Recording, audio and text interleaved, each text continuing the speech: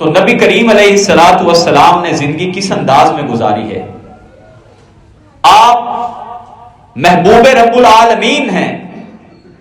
جب حضرت عمر فاروق رضی اللہ تعالی عنہ نے دیکھا اللہ کے رسول صلی اللہ علیہ وآلہ وسلم ایک چٹائی پہ سوئے ہوئے تھے، آپ اٹھے، آپ کی کمر مبارک پہ وہ چٹائی کے نشان پڑے ہوئے ہیں، بالکل سادہ سا وہ بستر ہے۔ تو حضرت عمر فاروق رضی اللہ تعالیٰ عنہ کہنے لگے، اے اللہ کے رسول، کیسر و کسرا اللہ کے دشمنوں کے لیے اتنی نعمتیں اور آپ کے لیے کوئی اچھا بستر بھی نہیں؟ تو اللہ کے رسول علیہ السلام نے فرما دیا تھا کہ اے عمر، کیسر و کسرا کے لیے دنیا کے جو محلات ہیں یہی ان کا حصہ ہے، ادھر ہی انہوں نے اپنی موجیں اڑا لینی ہیں، اور ہمارے لیے اللہ نے آخرت تیار کی ہے۔ اور پھر نبی کریم علیہ السلام نے یہ بھی فرمایا کہ میری حیثیت اس مسافر جیسی ہے کہ جو راستے میں تھکا ہارا کسی درخت کے نیچے سستانے کے لیے، آرام کرنے کے لیے کچھ دیر کے لیے رکا اور پھر آگے چل پڑا۔ میں اس مسافر کی طرح کچھ تھوڑے ٹائم کے لیے اس دنیا میں آیا ہوں۔ کتنا تھوڑا ٹائم؟ قیامت کے روز جب بندوں سے پوچھا جائے گا نا، کم لبثتم فی الارض عدد سنین، تم دنیا میں کتنے سال رہ کے آئے ہو؟ قالوا لبثنا یوما او بعض یوم، تو لوگ کہیں گے کہ اللہ ہم دنیا میں ایک دن یا دن کبھی کچھ حصہ رہ کے آئے ہیں۔ تو اللہ کیا فرمائیں گے؟ قال ان لبثتم الا قلیلا لو انکم کنتم تعلمون، اللہ فرمائیں گے تم ایک دن سے بھی کم ٹائم ٹھہر کے آئے ہو، لو کنتم تعلمون، کاش تم جان جاتے۔ اور اگلی آیت میں اللہ نے فرمایا افحسبتم انما خلقناکم عبثا وانکم الینا لا ترجعون، کیا تم یہ سمجھتے ہو ہم نے تمہیں عبث پیدا کر دی ہے؟ بس ایسے ہی اللہ کا مزاج آیا اور دل میں بات آئی اور اللہ نے تمہیں پیدا کر دیا، اور تمہاری تخلیق کا کوئی مقصد نہیں تھا۔ وَأَنَّكُمْ إِلَيْنَا لَا تُرْجَعُونَ، اور تم سمجھتے ہو کہ ہماری طرف لوٹ کے نہیں آؤ گے۔ تو جس دنیا کی زندگی کو اتنا حقیر، نبی پاک نے فرمایا کہ ایک مسافر جتنا ٹائم وہ سانس لینے کے لیے بیٹھتا ہے۔ اللہ کے رسول نے فرمایا تھا عبداللہ بن عمر کو، کن فی الدنیا کأنک غریب او عابر سبیل، اے میرے صحابی، اس دنیا میں زندگی جب تک گزارنی ہے نا، ایک مسافر کی طرح زندہ رہنا ہے یا اجنبی کی طرح زندگی گزارنی ہے، اور سمجھنا منزل ہماری آخرت ہے۔ ہمیشہ رہنے والی زندگی آخرت کی زندگی ہے، اور اسی کے بارے میں کسی نے کہا عدم کے واسطے آخرت کے واسطے، عدم کے واسطے کچھ سامان کر اے غافل، مسافر شب کو اٹھتے ہیں جو جانا دور ہوتا ہے۔ یہ بڑا طویل سفر ہے، بڑا لمبا سفر ہے۔ اللہ نے جن کو سمجھ دے دی، جسے اللہ نے فہم دے دیا، وہ عمل کرنے کے باوجود بھی ان پہ لرزہ طاری رہتا تھا، ڈرتے رہتے تھے کیا ہوگا۔ سفیان ثوری بہت بڑے امام ہیں، ایک آیت اپنی جیب میں لکھ کے رکھی ہوئی تھی، صرف ایک آیت، وَكُلُّهُمْ آتِيهِ يَوْمَ الْقِيَامَةِ فَرْدًا۔ جب بھی کسی سے کوئی تو تکرار لڑائی ہوتی نا، غصے میں آتے تو جیب سے وہ ورق نکال کے اس کو دیکھتے، پھر جیب میں ڈال لیتے۔ کسی شاگرد نے ایک بار پوچھا اس پرچی پہ کیا لکھا ہوا ہے؟ تو فرمانے لگے کہ میں نے اس پہ وہ آیت لکھی ہوئی ہے وَكُلُّهُمْ آتِيهِ يَوْمَ الْقِيَامَةِ فَرْدًا، ہر انسان قیامت کے دن اللہ کی بارگاہ میں اکیلا اکیلا آئے گا۔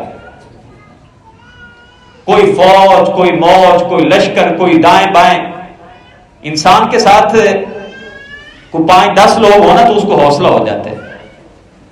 اور خنسا جو ایک عرب شاعرہ تھی، جب اس کا بھائی فوت ہوا تھا تو اس نے ایک بڑا تاریخی شعر کہا تھا، روتے روتے جب اس کو لگا کہ میں مر نہ جاؤں، لوگوں نے آ کے کہا صبر کرو، تو اس نے ایک شعر کہا تھا، لولا کثرت الباقین حولی علی اخوانہم لقتلت نفسی، آج میرے بھائی پہ میرے ساتھ دائیں بائیں لوگ رونے والے نہ ہوتے تو میں اپنے آپ کو مار ہی دیتی۔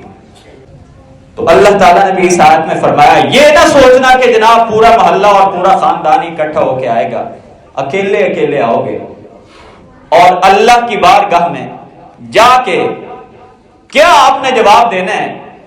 ذرا تصور کی دنیا میں جا کے سوچئے، قرآن پاک میں کہا لا یغادر صغیرۃ ولا کبیرۃ الا احصاها، اللہ کی بارگاہ میں جب کرامن کاتبین وہ دفتر کھول دیں گے، ایک ایک چیز محفوظ ہوگی جو کچھ کرتے رہے ہوں گے۔ اور نبی کریم علیہ السلام نے فرمایا تھا لا تزول قدم ابن آدم، انسان کے قدم اپنی جگہ سے حرکت نہیں کر سکیں گے، حتی یسأل عن خمس، حتی کہ اس سے 5 سوال نہ پوچھ لیے جائیں۔ اللہ کے نبی نے فرمایا پاؤں حرکت نہیں کریں گے، ادھر ہی کھڑے رہیں گے، ادھر ہی اللہ فیصلہ کر دیں گے۔ اور 5 سوال کون سے ہیں؟ میں تو سچی بات ہے جب ان 5 باتوں پہ جاتا ہوں تو 100% اپنے آپ کو فیل تصور کرتا ہوں، اور معاشرے کا بھی یہی حال معلوم ہوتا ہے۔ سب سے پہلا سوال عن عمرہ فیما افناہ، عمر کن کاموں میں گزار کے آئے ہو، وعن شبابہ فیما ابلاہ، اور جوانی کا جو پیریڈ ہے اس میں آدمی بڑا بہکاوے کی زندگی گزار رہا ہوتا ہے، جوانی کے ایام کیسے بسر کیے ہیں۔ اور ہماری عمر کا سب سے زیادہ جو بد نظمی کے ساتھ جو وقت گزر رہا ہوتا ہے وہ ہماری جوانی ہے، اور اللہ رب العزت نے اس جوانی کے خاص پورشن کے بارے میں اللہ تعالیٰ نے خاص کر سوال کرنا ہے، اور 2 سوال اس فتنے کے بارے میں ہونے جس میں آج ہر بندہ ہی مبتلا ہے، ہر بندہ، عن مالہ من این اکتسبہ وفیما انفقہ، مال کہاں سے کمایا تھا جی بتاؤ، مال کہاں سے کمایا تھا، کن طریقوں سے کمایا تھا، حلال تھا حرام تھا، وفیما انفقہ، اور مال خرچ کہاں پہ کیا تھا۔ یعنی نہ اپنی مرضی سے مال کما سکتے ہیں، نہ اپنی مرضی سے خرچ کر سکتے ہیں۔ اللہ نے وسعت دے دی ہے تو اس کا یہ مطلب تو نہیں ہے کہ آپ اس پیسے کو نہر کے پانی کی طرح بہانا شروع ہو جائیں۔ یہ اللہ کی طرف سے امانت ہے، اس کے بارے میں سوال کیا جائے گا۔ ایک ٹائم پہ 20-20 ہزار کا کھانا کھا لیں، 10-10 15-15 20-20 ڈشز ہیں، اور ان میں سے اور پھر ہوتے وہ لوگ ہیں جو کھانا چاہتے نہیں ہیں۔ اللہ کے نبی نے فرمایا تھا نا بدترین ولیمہ وہ ہے ان کو نہ بلایا جائے جو آنا چاہتے ہیں، اور ان کو بلایا جائے جو نہیں آنا چاہتے۔ امیروں کو بلایا جاتا ہے جو کم کھاتے ہیں، یا ان کو اور بھی 3-4 دعوتیں ہوتی ہیں، اور جو بھوکے ہیں کئی دن سے ان کو بلایا ہی نہیں جاتا۔ اللہ تعالی ہمیں ہمیشہ رہنے والی جو زندگی ہے اس کی تیاری کرنے کی توفیق نصیب کرے۔